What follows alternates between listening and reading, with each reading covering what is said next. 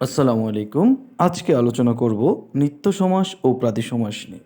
পরীক্ষার জন্য খুবই গুরুত্বপূর্ণ এই দুটি সমাস।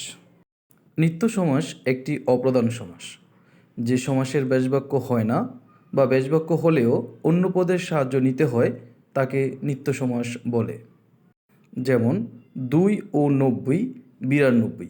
এখানে ৯২ এর ব্যাসবাক্যে আমরা দেখছি ২ এবং ৯০-কে নেওয়া হয়েছে।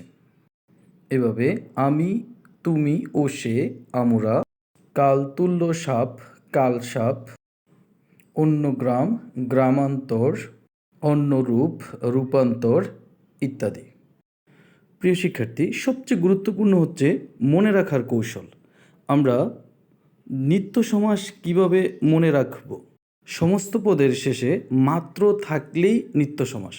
যেমন দেখা মাত্র, আসা মাত্র, যাওয়া মাত্র, ঘুম মাত্র, নাম মাত্র, তন্মাত্র, চাহিবা মাত্র ইত্যাদি। অর্থাৎ মাত্র শব্দটা থাকলেই আমরা ধরে নিব যে এটি নিত্য সমাসের উদাহরণ। তবে ব্যতিক্রম হচ্ছে অতিমাত্র শব্দটি, এটি অব্যয়ীভাব সমাস। ২. সমস্ত পদের শেষে অন্তর থাকলেই তা নিত্য সমাস। সমস্ত পদের শেষে অন্তর শব্দটা থাকলেই নিত্য সমাস হবে। যেমন দেশান্তর, রূপান্তর, কালান্তর, গ্রহান্তর, যুগান্তর, নামান্তর, ভাবান্তর ইত্যাদি। এখানে ব্যাসবাক্যে অন্তর থাকলে অন্য হবে, যেমন দেশান্তর অন্য দেশ। তাহলে এভাবে কালান্তর অন্য কাল, গ্রহান্তর অন্য গ্রহ।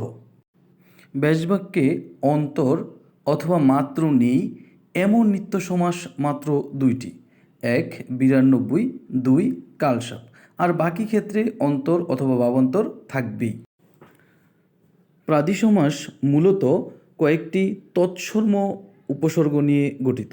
যেমন প্র, প্রতি, পরি, অনু উপসর্গ নিয়ে যে সমাস গঠিত হয় তাকেই প্রাদি সমাস বলে। উদাহরণ: প্রবচন, প্র যে বচন, এখানে প্রকৃষ্ট অর্থে আসবে। ঠিক একইভাবে পরিভ্রমণ, পরি মানে চতুর্দিকে যে ভ্রমণ তাকেই পরিভ্রমণ বলে। ঠিক এভাবে প্রগতি, প্রভাব, অনুতাপ, প্রতাপ, প্রণাম, প্রত্যয় ইত্যাদি প্রাদি সমাস। সুতরাং তৎসম উপসর্গ যুগে যে সমাস সেটাই প্রাদি সমাস।